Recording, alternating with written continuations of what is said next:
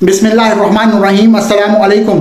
अरबों खरबों दुरूद व सलाम खातमुन नबीयीन सैयदना हज़रत मोहम्मद सल्लल्लाहु अलैहि वसल्लम पर, उनकी औलाद पर और उनकी आल पर अल्लाह ताला मग़फ़िरत फरमाए, आपकी, मेरी और सारी उम्मत के मुसलमानों की। आमीन या रब्बुल आलमीन।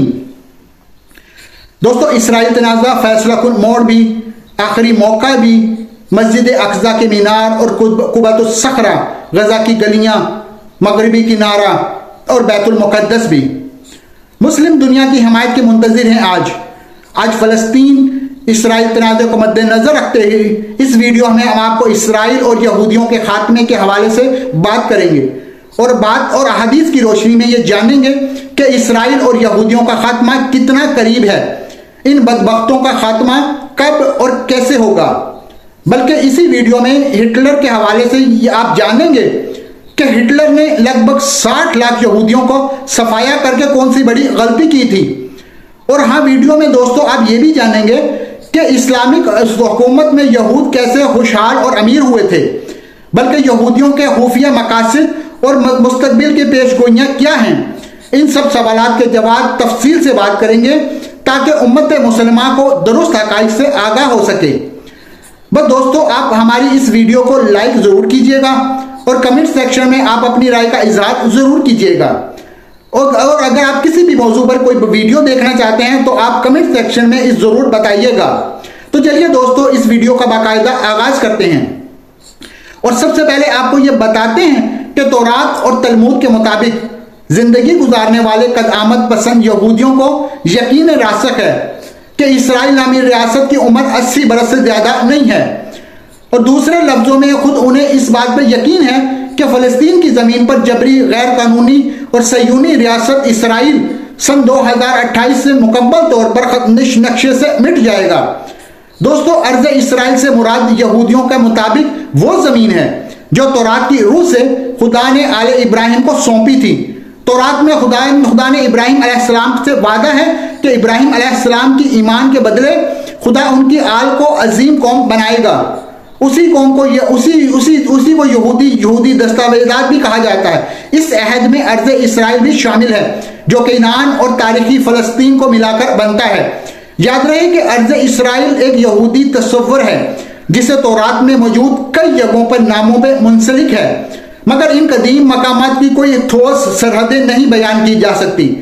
और मौजूदा तौरात में दर्ज मकामात के नामों को अगर किसी न किसी तौर और अहद हाजिर के इलाकाई नामों से पहचानने की कोशिश की जाए या तगोदो की जाए तो इसमें मौजूद इसराइल, फ़लस्तीन और उर्दन के कुछ हिस्से शामिल बताए जाते हैं। इस पर यहूदियों के लिए एक सल्तनत दोबारा बनाने का ख्वाब सयोनियत के बानी थियोडोर हेर्ज़ल ने देखा था। उन्होंने इस्तदलाल किया था कि यूरोप में साम मुखालफत से ही बचने का बेहतरीन तरीका यह है कि एक आज़ाद यहूदी रियासत तश्कील दी जाए। इस नज़रिए पर दुनिया भर के यहूदियों को फ़लस्तीन में ज़मीनें खरीदने की तरगीब दी गई। हालांकि अर्जेंटाइन में भी यहूदी रियासत के इम्कान पर भी गौर किया जा रहा था उस वक्त, और यूँ फरवरी 1896 में इस पर काम बाकायदा शुरू कर दिया गया और सालों की रियासत से बिला आखिर 1948 को फ़लस्तीन की सरजमीन पर कब्जा करके अमेरिका और बरतानिया की मदद से गैर कानूनी सयोनी रियासत के क़याम का ऐलान कर दिया गया। फ़लस्तीन में मौजूद मुसलमानों को 1924 से पहले बहुत बड़ी अक्सरियत हासिल थी और यहूदी कुल आबादी का 6% थे। 1917 में बरतानिया ने इस मुल्क को यहूदियों का कौमी वतन बनाने का फैसला कर लिया और दुनिया के मुख्तलिफ मुल्कों में आबाद यहूदियों को तरगीब दी गई कि वो फ़लस्तीन में आकर अब आबाद हो जाएं। और मुख्तलिफ यूरोपीय इलाकों से वसी पैमाना पर यहूदियों की जानिब से नकल मकानी और अरबों ने यहूदियों की बढ़ती हुई आबादी से ख़तरा महसूस करते हुए मुल्क की आज़ादी का मुतालबा कर दिया। मगर बरतानिया ने फ़लस्तीन का मसला हल करने के बजाय इस मुल्क को मुतनाज़ा बनाकर छोड़ दिया। हिंदुस्तान की तकसीम में भी अंग्रेज राज ने जम्मू कश्मीर के मुसलमानों के साथ यही सलूक किया था। फ़लस्तीन में यहूदियों की पुष्पनाही की और कश्मीरियों के खिलाफ हिंदुओं की हिमायत की और जम्मू और कश्मीर को भी मुतनाज़ा बनाकर चले गए। 1948 में अमेरिका और उसके हलीफ ममालिक ने फ़लस्तीन को तकसीम कर दिया। एक हिस्सा मुसलमानों को दे दिया اور دوسرا حصہ بطور اسرائیلی ریاست تسلیم کر لیا۔ اور عربوں کو یہ تقسیم گوارا نہ تھی اور انہوں نے یہودیوں سے آزادی کی جنگ شروع کر دی، مگر امریکہ اور برطانیہ اور فرانس کی پشت پناہی سے اسرائیلی سلطنت مضبوط ہوتی چلی گئی۔ اور پھر یہ زمانہ آیا کہ اسرائیلی خطہ اپنے باپ دادا فرعون کے نقشے پر چل رہا تھا۔ اسرائیلیوں کی قبل مسیح تاریخ کا مطالعہ قرآن پاک سے کیا جاتا ہے تو یہودیوں کی فطرت کا صحیح طور پر اندازہ لگایا جا سکتا ہے۔ اللہ تعالیٰ قرآن پاک میں فرماتے ہیں، ہم نے اپنی کتاب صاف آسمانی کا مجموعہ میں اپنی اسرائیل کو اپنے اس بات پہ متنبع کر دیا تھا کہ تم 2 مرتبہ زمین پر فساد عظیم برپا کرو گے اور بڑی سی سرکشی دکھاؤ گے۔ آخر کار جب ان میں سے پہلی سرکشی کا موقع پیش آیا تو بنی اسرائیل، ہم نے تمہارے مقابلے میں اپنے ایسے بندے اٹھائے جو نہایت زور آور تھے اور وہ تمہارے ملک میں گھس کر ہر طرف پھیل گئے تھے۔ یہ ایک وعدہ تھا جسے پورا ہو کر ہی رہنا تھا۔ اس کے بعد ہم نے تم پر غلبے کا موقع دے دیا اور تمہیں مال اور اولاد سے مدد دی اور تمہاری تعداد کے لیے پہلے سے بہت بڑھا دی۔ دیکھو تم نے بھلائی کی جو تمہارے اپنے ہی لیے بھلائی تھی، اور برائی کی تو وہ تمہاری اپنی ہی ذات کے لیے برائی ثابت ہوئی۔ جب دوسرے وعدے کا وقت آیا تو ہم نے دوسروں کو تم پر مسلط کیا تاکہ وہ تمہارے چہرے بگاڑ دیں اور مسجد بیت المقدس میں اسی طرح گھس جائیں جس طرح پہلے دشمن گھسے تھے، اور جس چیز پر ان کا ہاتھ پڑے گا اسے تباہ کر کے رکھ دیں گے۔ ہو سکتا ہے کہ اب تمہارا رب تم پر رحم کرے، لیکن اگر تم نے پھر اپنے سابق روش کا ارادہ کیا تو ہم بھی تمہیں اپنی سزا کا اعادہ کریں گے، اور کفران نعمت کرنے والوں کو جہنم کا قید خانہ بنا رکھا ہے۔ ان آیات مبارکہ کے پس منظر کے مطابق حضرت موسیٰ علیہ السلام کی وفات کے بعد جب بنی اسرائیل فلسطین میں داخل ہوئے تو یہاں پر مختلف قومیں آباد تھیں۔ ان قوموں میں بدترین قسم کا شرک اور برائیاں پائی جاتی تھی۔ تو رات میں حضرت موسیٰ علیہ السلام کے ذریعے سے بنی اسرائیل کو جو ہدایت دی گئی تھی ان میں سے صاف صاف کہہ دیا گیا تھا کہ تم ان قوموں کو ہلاک کر کے ان کے قبضے سے فلسطین کی سرزمین چھین لینا اور ان کی خرابیوں کو اپنانے سے گریز کرنا۔ لیکن اسرائیلی جب فلسطین میں داخل ہوئے تو اللہ کے غیر ہر کام بھول گئے، فلسطین کا ایک حصہ لے کر الگ ہو گئے اور یہاں موجود گمراہ اور مشرک قوموں کی برائیوں میں غرق ہو گئے۔ بنی اسرائیل کی نافرمانیوں کی تفصیل خاصی طویل ہے۔ حضرت موسیٰ علیہ السلام کے بعد کہ انبیاء علیہ السلام اور نیک بادشاہ تشریف لاتے رہے، مگر بنی اسرائیل اپنی نافرمانیوں اور بری روش کی بنا پر پسپائی کا شکار رہے۔ بنی اسرائیل کے دوسری ریاست جو یہودیوں کے نام سے جنوبی فلسطین میں قائم ہو چکی تھی، وہ بھی حضرت سلیمان علیہ السلام کے بعد بہت جلد شرک اور بد اخلاقیوں میں مبتلا ہو گئے تھے۔ آخر 587 قبل مسیح میں بخت نصر نے ایک سخت حملہ کر کے یہودیوں کی اینٹ سے اینٹ بجا دی تھی۔ یروشلم اور ہیکل سلیمانی کا نام تک مٹا دیا۔ یہودیوں کی بڑی تعداد ان کے علاقے سے نکال کر تتر بتر کر دیا گیا۔ یہ تھا وہ پہلا فساد جس سے بنی اسرائیل کو متنبع کیا گیا تھا، اور یہ تھی وہ پہلی سزا جو ان کی نافرمانیوں کی وجہ سے پاداش میں انہیں دی گئی تھی۔ آیت مبارکہ کے مطابق اللہ تعالیٰ نے یہودیوں کو ایک بار پھر مہلت دی، بنی اسرائیل کو اپنے وطن واپس جانے کے مواقع پیدا کر دیے اور ہیکل سلیمانی کی دوبارہ تعمیر کا موقع مل گیا۔ حضرت عزیر علیہ السلام نے بھی موسوی کی تجدید کا بیڑا اٹھایا۔ 150 سال بعد بیت المقدس پھر سے آباد ہوا۔ اسرائیلیوں نے تباہی کا دوسرا دور رومی فاتحین کا فلسطین پر قبضہ تھا۔ انہوں نے بیت المقدس پر قبضہ کر کے یہودیوں کی آزادی کا خاتمہ کر دیا اور بازور شمشیر یروشلم کو فتح کر لیا تھا۔ اس موقع پر قتل عام میں 1,33,000 آرمی مارے گئے تھے۔ اس کے بعد فلسطین سے یہودی اثر و اقتدار ایسا مٹا کہ 2000 برس تک اس کو پھر سر اٹھانے کا موقع نہیں مل سکا، اور یروشلم میں ہیکل مقدس پھر تعمیر نہ ہو سکا۔ دوستو، یہ تھی وہ سزا جو قرآن کے مطابق بنی اسرائیل کو دوسرے فساد عظیم کے بعد پاداش میں دی ملی۔ اب دوستو، موجودہ اسرائیل میں ان یہودیوں کی نسلیں آباد ہیں جو اللہ کے انبیاء کو قتل کرنے میں آر محسوس نہیں کرتے تھے۔ ان جلادوں کی نظر میں ایک گناہ فلسطینیوں کا قتل عام کیا حیثیت رکھتا ہے؟ ان کی رگوں میں فرعون کا لہو گردش کر رہا ہے۔ قرآن پاک میں ان جلادوں کی تاریخ بے نقاب ہے۔ قرآن پاک میں بنی اسرائیل کی عبرتناک کہانیوں کے مخاطب اس وقت کے کفار مکہ تھے، اور آج بھی مدعا یہ ہے کہ جو شخص یا کوہ یا قوم یا قرآن سے سبق حاصل نہ کرے، راہ راست پر نہ آئے، تو اسے بھی ان سزاؤں کے لیے تیار رہنا چاہیے جو بنی اسرائیل نے بھگت رہی تھی۔ مگر یہ بھی تاریخ کا ہی حصہ ہے کہ ظالموں کے ساتھ مظلوم بھی مارے جاتے ہیں۔ بنی اسرائیل میں بھی بہت عذاب اور زوال آئے، اور ہر بار اللہ تعالیٰ نے انہیں مہلت بخشی۔ حضرت مسیح علیہ السلام کی پیدائش سے 170 سال پہلے یہ واقعہ پیش آیا تھا کہ ایک بار شاید یہودیوں کو 5ویں مرتبہ برباد کر کے رکھ دیا گیا تھا۔ ان کے علاقے پر چڑھائی کر دی گئی، 40,000 یہودیوں کو قتل کیا، 40,000 کو قید کیا اور غلام بنا کر رکھ دیا اور ساتھ لے گیا، اور مسجد اقصی کی 5ویں مرتبہ بے حرمتی کی گئی۔ اسرائیلیوں کے اعمال بد اور نافرمانیوں کی وجہ سے ہیکل سلیمانی کی بے حرمتی کا سلسلہ جاری رہا۔ کچھ عرصے بعد بیت المقدس پر سلاطین روم کی حکومت قائم ہو گئی۔ انہوں نے مسجد کو پھر درست کیا، اور اس واقعے کو 8 سال بعد حضرت عیسیٰ علیہ السلام پیدا ہوئے۔ حضرت عیسیٰ علیہ السلام کے دنیا سے اٹھائے جانے کے بعد کہ 40 برس بعد یہ واقعہ پیش آیا کہ یہودیوں نے حسب فطرت اپنے حکمران سلاطین روم سے بغاوت اختیار کر لی۔ رومیوں نے شہر اور مسجد تباہ کر کے وہی حالت بنا دی جو پہلے تھی۔ اس واقعے کے بعد سے حضرت عمر بن خطاب رضی اللہ تعالیٰ عنہ کے زمانے تک یہ مسجد ویران پڑی رہی، یہاں تک کہ آپ رضی اللہ تعالیٰ عنہ نے اس کی تعمیر کروائی۔ حضرت حذیفہ رضی اللہ تعالیٰ عنہ فرماتے ہیں کہ میں نے رسول اللہ صلی اللہ علیہ وسلم سے عرض کیا کہ بیت المقدس اللہ تعالیٰ کے نزدیک بڑی عظیم القدر مسجد ہے۔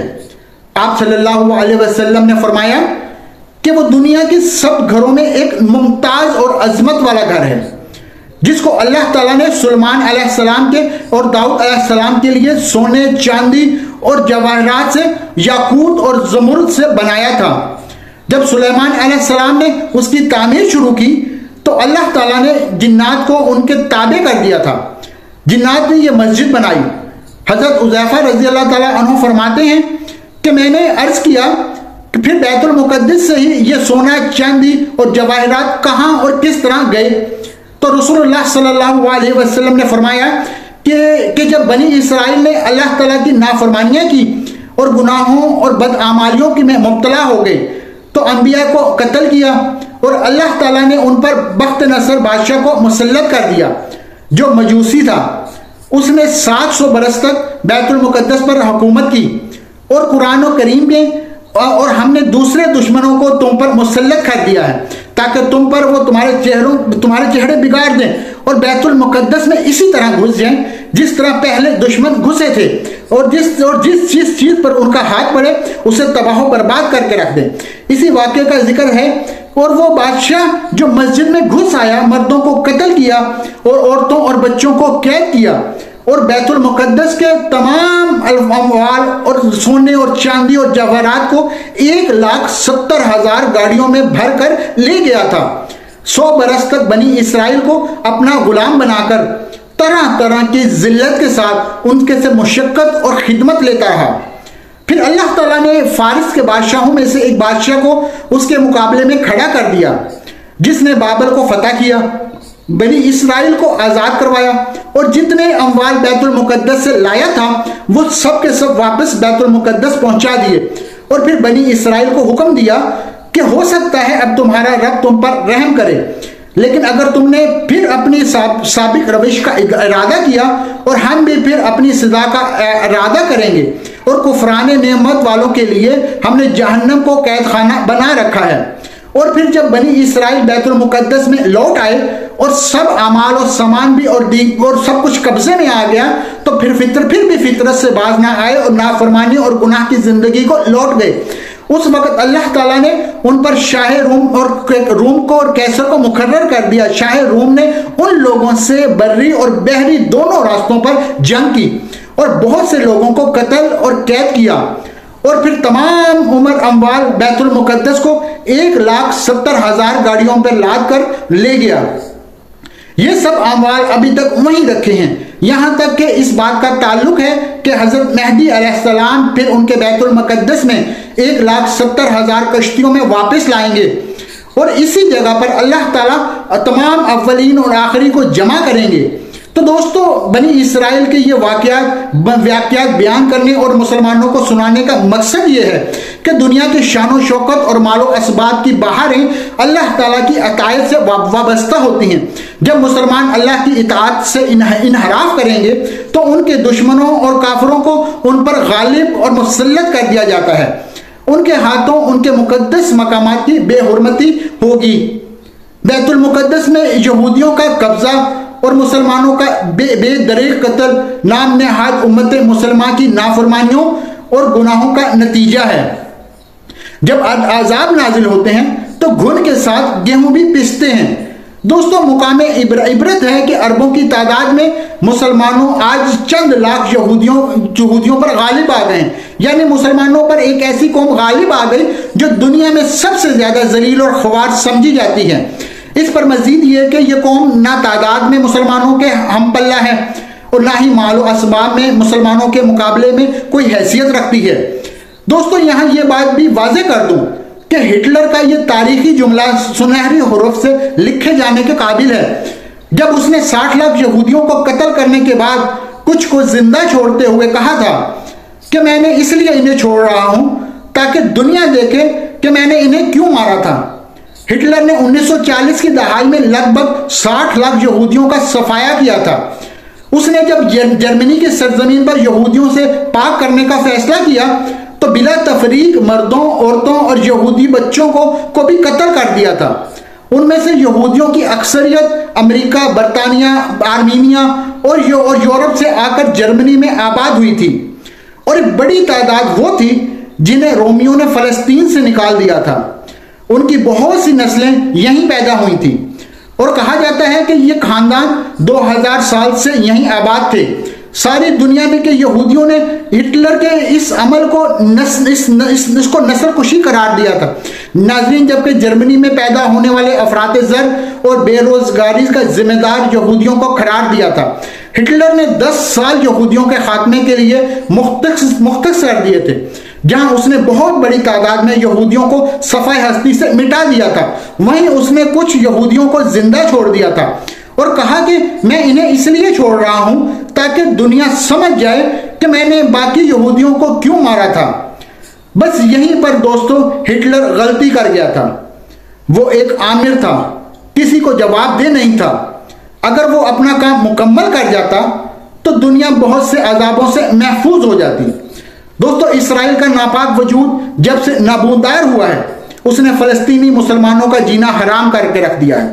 گزشتہ 75 سالوں میں یہودی فلسطینی مسلمانوں کی نسلیں کھا گئے ہیں، لیکن انہوں نے آج تک برداشت کا دامن ہاتھ سے نہیں چھوڑا۔ غزہ کی پٹی میں موجود حماس کے مجاہدین کا صبر اب جواب دے چکا ہے۔ گزشتہ دنوں انہوں نے اسرائیل کے خلاف ایک فیصلہ کن جنگ کی ابتدا کی ہے۔ انہوں نے اسرائیل کے حساس اور فوجی املاک پر تقریباً 5000 راکٹ داغے، جس کے نتیجے میں میری معلومات کے مطابق 1000 یہودی غاسل دوزخ اور بہت بڑی تعداد میں زخمی ہو گئے تھے، اور ہزاروں کی تعداد میں ملک چھوڑ کر بھاگ رہے ہیں۔ بہت سے ممالک نے اپنے اسرائیل کے لیے فلائٹیں منسوخ کر دی ہیں، کیونکہ وہ جانتے ہیں کہ یہودیوں کی ذہنیت کس قدر غلیظ ہے، اور بہت محدود وسائل اور ٹیکنالوجی کے ساتھ حماس کے پیراگلائڈرز نے ایک بڑا حملہ کر کے اسرائیل میں خوف و ہراس پھیلا دیا، جو اسرائیلی گزشتہ 75 سالوں سے فلسطین میں پھیلاتے آ رہے ہیں۔ جیسے ہی حماس نے اسرائیل کو صفحہ ہستی سے مٹانے کا فیصلہ کیا، اللہ کے بہت سے بہادر لوگوں نے اعلانیہ اور خفیہ طور پر فلسطینی مسلمانوں کا ساتھ دینے کے لیے یقین دہانی کروائی، جن میں سر فہرست سعودیہ، ایران، عراق، شام، لبنان، قطر، روس اور بہت سے ممالک کی عسکری تنظیمیں فلسطینی مسلمانوں کا ساتھ دینے کے لیے پہنچ گئی ہیں۔ قابل ذکر بات یہ ہے کہ پاکستان اور چین کسی مقام پر بھی موجود نہیں ہے، اور دوسری طرف اسرائیل کے ساتھ امریکہ، برطانیہ، یورپ اور بھارت کھڑے ہیں۔ امریکہ اس جنگ میں کودنا چاہتا ہے، حالانکہ وہ بخوبی جانتا ہے کہ ماضی قریب میں وہ کس طرح افغانستان سے غریب اور کمزور مسلمانوں سے ذلیل اور خوار ہو کر نکلا ہے۔ ابھی تک افغان مجاہدین کی طرف سے کوئی رد عمل سامنے نہیں آیا۔ ویسے امریکہ کی تاریخ رہی ہے کہ جس ملک کی حمایت کے لیے اس نے اپنی بحری بیڑے روانہ کیے ہیں، رسوائی اس ملک کا مقدر بنی ہے اور اسے شکست کا سامنا کرنا پڑا ہے۔ کبھی امریکی بیڑوں کا منتظر پاکستان بھی رہا ہے۔ ویسے ان سارے حالات میں مسلمانوں کا اکٹھا ہونا بنتا ہے۔ ہمارے پاس واضح حکم موجود ہے کہ یہود و نصارہ ہمارے دوست نہیں بن سکتے، لیکن یہاں پر سوال یہ بھی ہے کہ اگر تمام کفار مل گئے ہیں تو 57 اسلامی ممالک یا 30 اسلامی ممالک کے مشترکہ فوجیں جس کی سربراہی جنرل راحیل شریف کر رہے تھے، ان کا وجود کس لیے؟ کیا وہ مشترکہ فوج کسی ایک خاندان کی حفاظت کے لیے؟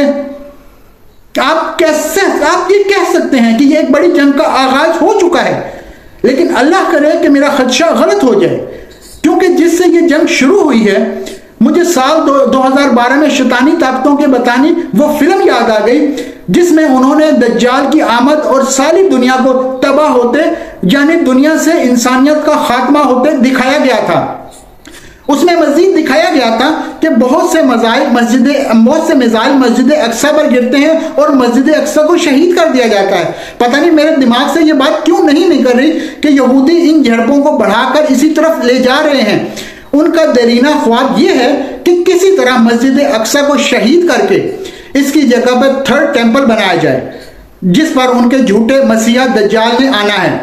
یہودی ان جھڑپوں کی آڑ میں کچھ بڑا کرنے کا ارادہ رکھتے ہیں۔ یہی وقت ہے کہ تمام مسلم متحد ہو جائیں۔ اب تو ان کا ساتھ روس بھی دے رہا ہے، اور یہی وقت ہے کہ فلسطین اور قبلہ اول سے یہودیوں کو نکال کر آزاد کروا لیا جائے۔ افغان تعلیمات کو بھی فوراً کوئی حکمت عملی ترتیب دے کر ان کی مدد کے لیے پہنچنا چاہیے، کیونکہ خدا نہ خواستہ اگر مسجد اقصی کو شہید کر دیا گیا تو اسرائیل سارے فلسطین کو ہڑپ کر جائے گا۔ اگر ہندوستان کی طرز پر فلسطین اور یروشلم کے متنازع حیثیت کو ختم کر کے اسرائیل میں شامل کر دیتے ہیں تو پھر فلسطین ہی نہیں بلکہ سارے خطے میں تباہی شروع ہو جائے گی۔ پھر نہ سعودی محفوظ رہیں گے، نہ دبئی والے اور نہ قطر والے۔ اس لیے بغیر کسی وقت ضائع کیے تمام عالم اسلام کو اکٹھا ہو جانا چاہیے اور مل کر یہودیوں کو اور اسرائیلیوں کو صفحہ ہستی سے مٹانا چاہیے۔ جو غلطی ہٹلر کر گیا تھا اس کو دوبارہ نہ دہرایا جائے۔ دوستو، اگر آپ مجھ سے پوچھیں کہ اسلامی حکومت میں یہود کیسے خوشحال اور امیر ہوئے تو دوستو اس حوالے سے ڈیوڈ بن گوریان جو کہ یہودی ریاست اسرائیل کا بانی کہلاتا ہے، پہلا اسرائیلی وزیر اعظم رہا، اس کا قول ہے کہ زیادہ سے زیادہ رقبہ اور کم سے کم رقم، معنی یہ ہے کہ اسرائیلی حکومت کو فلسطین کے زیادہ سے زیادہ رقبے پر قبضہ کر لینا چاہیے اور وہاں کم سے کم ارب فلسطینی مسلمان آباد ہوں۔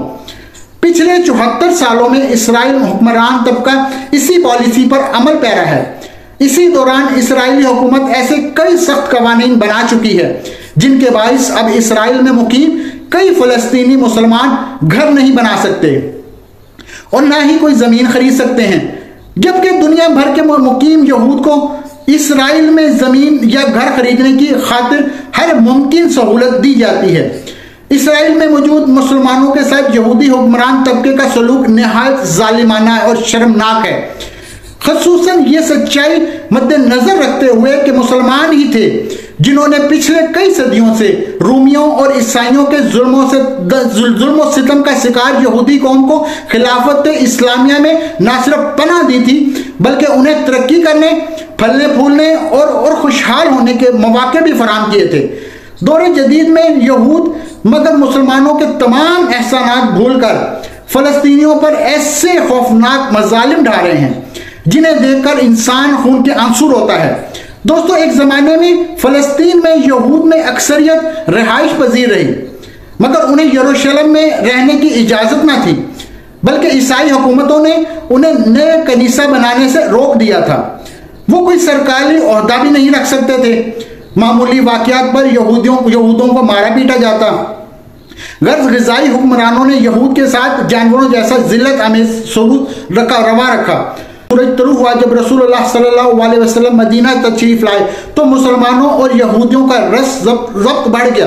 यहूद में अच्छे बुरे दोनों किस्म के लोग मौजूद थे, इसलिए ताल्लुकात भी ऊंच नीच का शिकार रहे। अय्यार और मक्कार यहूद को हजूर अकरम सल्लल्लाहु अलैहि वसल्लम ने सजाएं दी, जबकि गरीब और अमन पसंद यहूद को इस्लामी हुकूमत से वज़ाइफ भी मिलते रहे।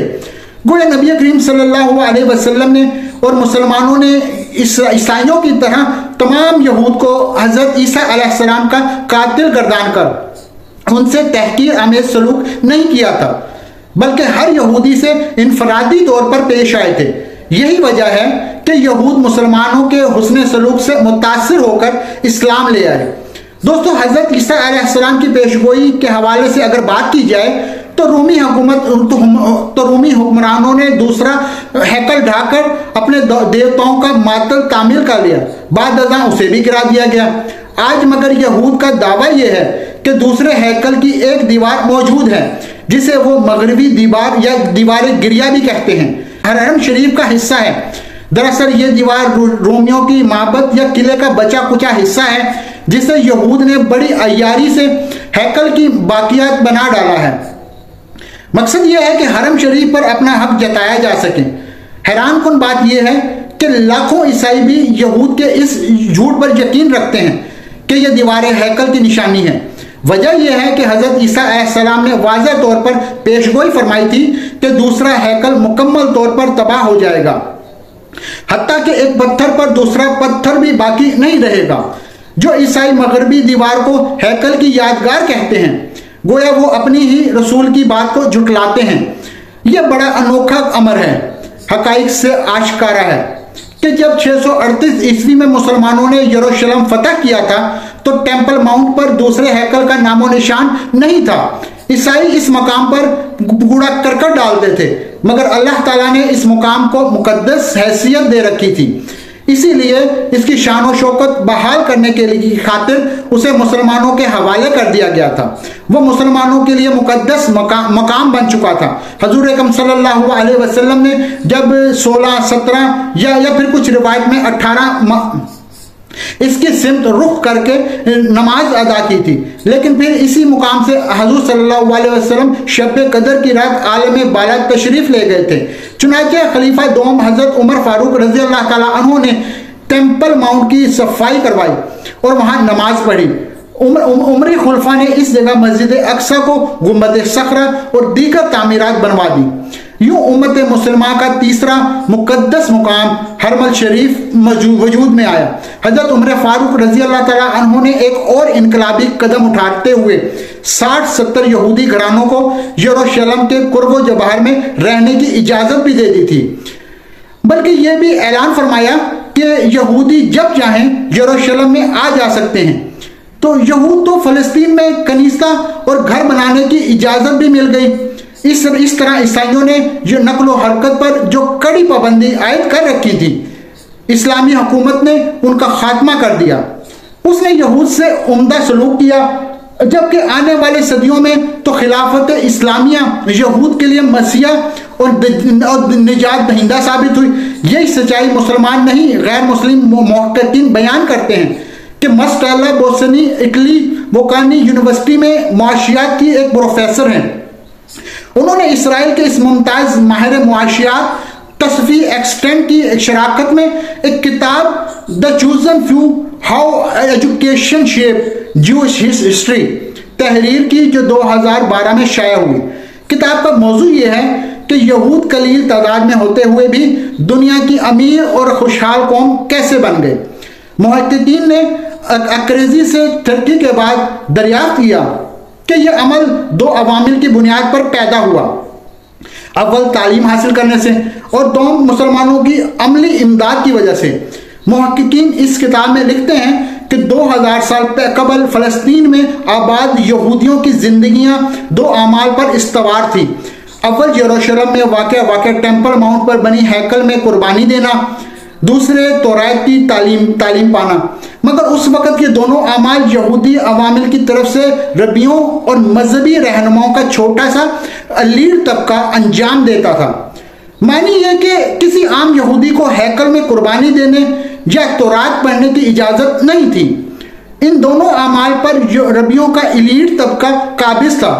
اسی طبقے کی آمریت اور کرپشن کے خلاف ایک یہودی نوجوان یسوع بن یوسف المعروف حضرت عیسیٰ علیہ السلام نے جہاد کیا۔ 70 عیسوی میں رومی فوج نے دوسرا ہیکل تباہ کر دیا۔ یروشلم سے سبھی یہودی نکال دیے گئے جو گروہوں کی صورت میں مختلف مقامات پر جا بسے۔ اب یہودی ربیوں کو احساس ہوا کہ اگر انہوں نے عام یہودی تک توریت اور دیگر مذہبی کتب کی رسائی نہ دی تو وہ رفتہ رفتہ اپنے مذہب سے کٹ جائیں گے۔ مذہب سے تعلق برقرار رکھنے کے خاطر انہوں نے ہر یہودی کے لیے لازم کر دیا کہ وہ چھوٹا ہو یا بڑا ہو، غریب ہو یا امیر ہو، توریت کی تعلیم لازمہ حاصل کرے گا۔ انسانی تاریخ میں یہ پہلا موقع تھا کہ کسی مذہب کے پیروکار کو اس امر کاربن بنایا گیا کہ وہ ہر حال میں مذہبی تعلیم پائیں گے۔ یہی نہیں، یہودی والدین پر فرض کیا گیا کہ جب ان کا بچہ 5-6 سال کا ہو جاتا ہے تو وہ اس کنیسہ یعنی یہودی عبادت گاہ میں واقع مدرسے میں ضرور بھجوائیں گے۔ یوں یہودیت میں ایک اچھوتا انقلاب آیا، تعلیم اس کا ستون بن گئی۔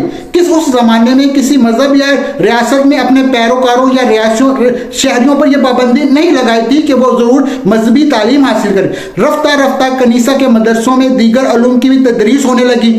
یوں وہ مذہبی اور دنیاوی تعلیم کے مراکز بن گئے۔ اس وقت ایشیا، افریقہ اور یورپ کے مختلف علاقوں میں بسے سبھی یہود زراعت پیشہ تھے۔ ان کی اکثریت کا خیال تھا کہ بچوں کو تعلیم دلوانے سے کوئی فائدہ نہیں، کیونکہ انہوں نے آخرکار کاشتکار ہی بننا ہے۔ یہی وجہ ہے کہ بہت سے یہود نے اپنے بچوں کو کنیسہ نہیں بھجوایا، اور یہ بچے جب بڑے ہوتے تو اپنی مذہبی تعلیمات سے ناواقف ہوتے تھے۔ اسی لیے معاشی فوائد پانے کی خاطر کہ تب تک عیسائیت رومی سلطنت کا سرکاری مذہب بن چکا تھا۔ محققین لکھتے ہیں کہ 65 عیسوی میں دنیا میں 50-55 لاکھ کے قریب یہودی موجود تھے۔ 650 عیسوی تک مگر ان کی تعداد صرف 12-13 لاکھ رہ گئی تھی۔ یہود کی آبادی کا کم ہو جانے کی بنیادی وجہ یہ بھی تھی کہ ان کی اکثریت کسی نہ کسی وجہ سے عیسائیت یا دیگر مذاہب اختیار کر لیے تھے۔ اس کے بعد بچے کچے یہود کی زندگیوں میں ایک اور بڑا انقلاب برپا ہوا، اور اس کا سبب دین اسلام کی آمد تھی۔ تو ہوا یہ کہ 632 عیسوی میں نبی کریم صلی اللہ علیہ وسلم کی وفات کے بعد مسلمان اگلے 70-80 برس میں ایشیا سے لے کے افریقہ اور روس تک وسیع علاقے پر اپنے زیر نگین لے آئے۔ اس طرح شاندار خلافت اسلامیہ کی بنیاد پڑی۔ اب مسلمان دنیا کی ایک بڑی سپر پاور بن چکا تھا۔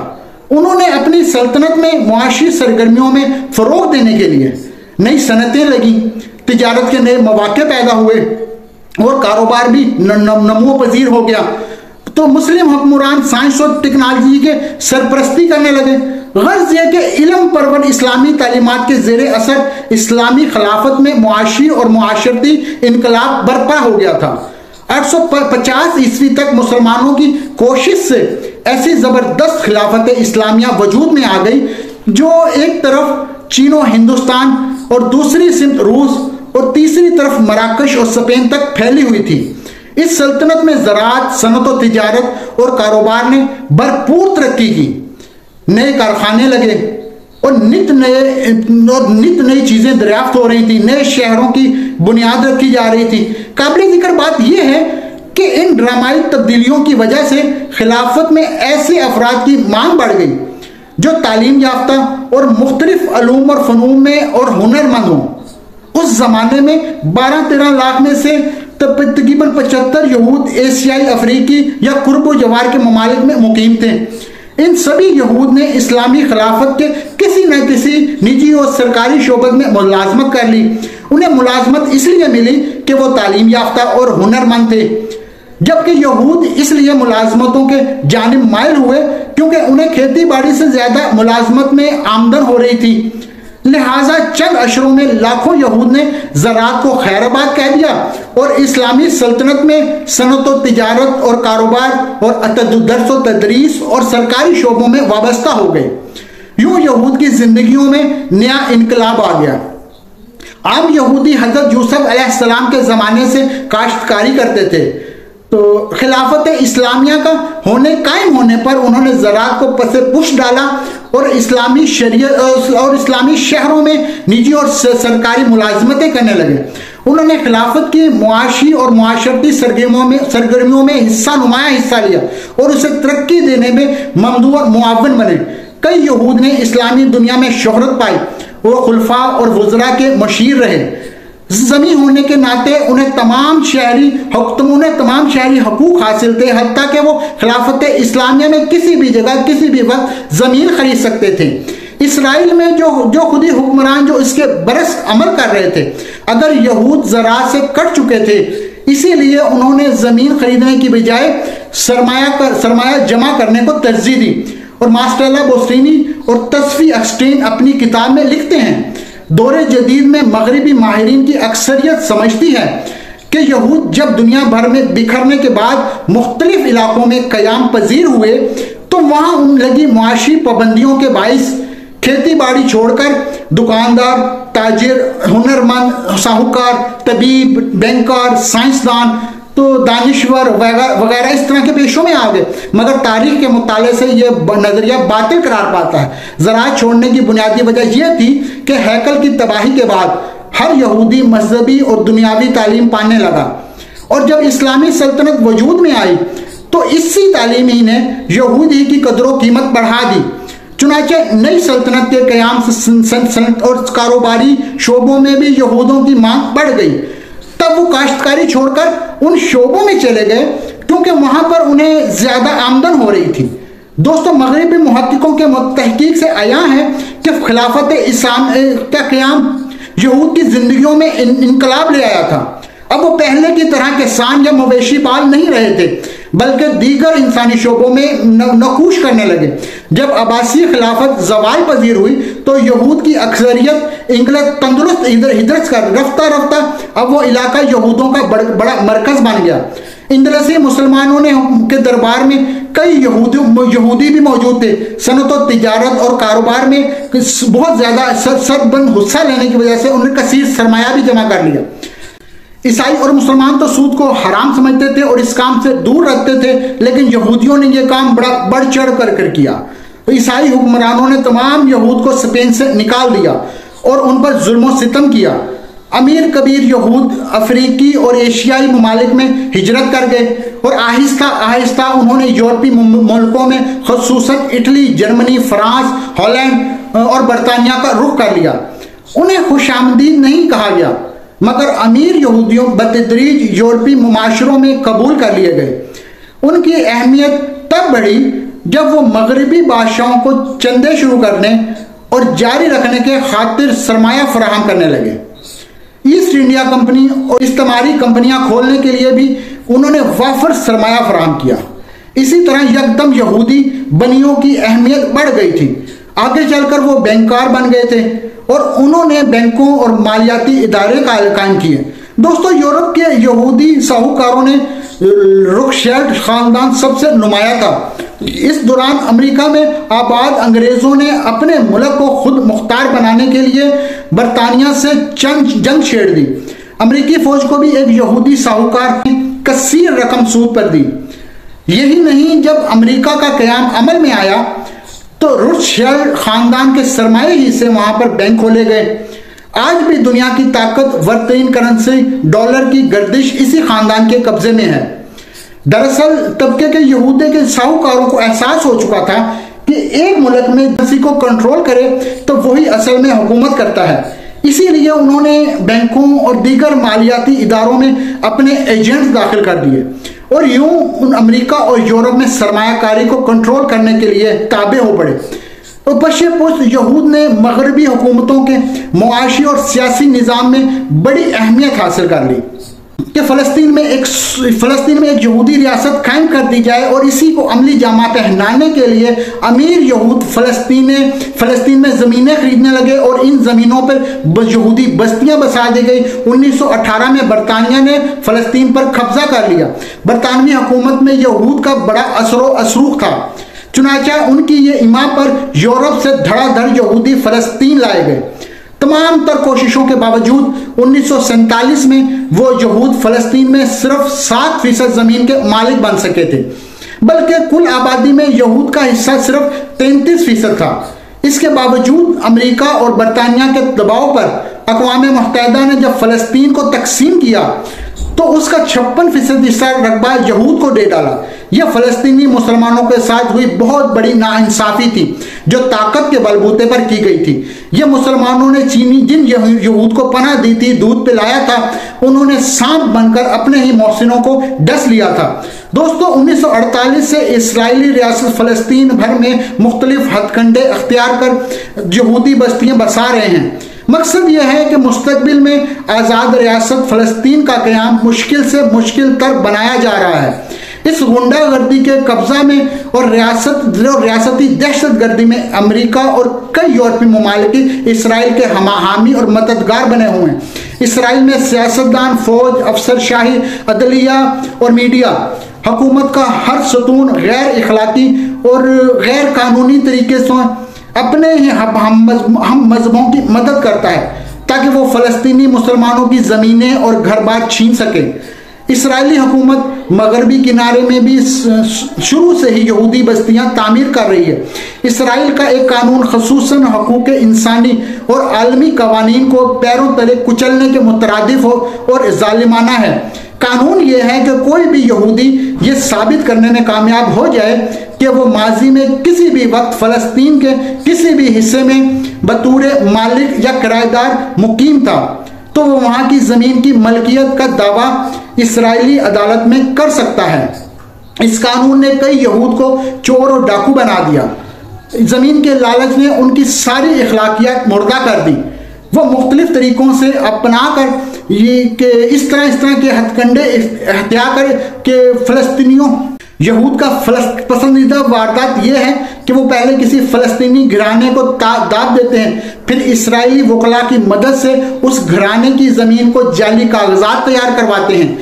इस काम की तकमील में और यहूद इसराइल अदालतें ये मुकदमा दायर करती हैं कि फ़लाँ ज़मीन उनकी मलकियत है जिस पर अरबों ने कब्ज़ा कर रखा है। अदालत जाली दस्तावेज़ात की बुनियाद पर यहूद के हक में फैसला देती है। गोया इस मामले में जालिम और मुफसिन दोनों ही यहूद हैं। इस तरीक़े वारदात से यहूदी खुसूसन मशरक़ी यरूशलेम और दीगर इसराइली शहरों में फ़लस्तीनियों से हजार एकड़ ज़मीन छीन चुके हैं और मजलूमों की दहाई सुनने और उन्हें इंसाफ देने वाला कोई नहीं है। सितम बाला यह है कि इसराइल में आबाद कोई फ़लस्तीनी मुसलमान इस ज़मीन की मलकियत का दावा नहीं कर सकता जो 1948 से कबल इसकी तसर्रुफ़ में थी।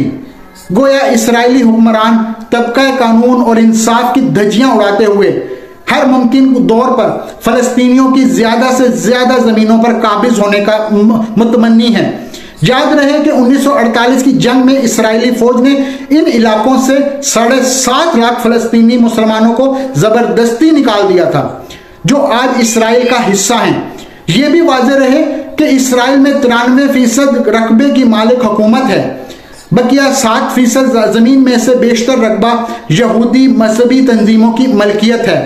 इसराइल में बाज़ मकामात पर मुसलमानों की कसरत है।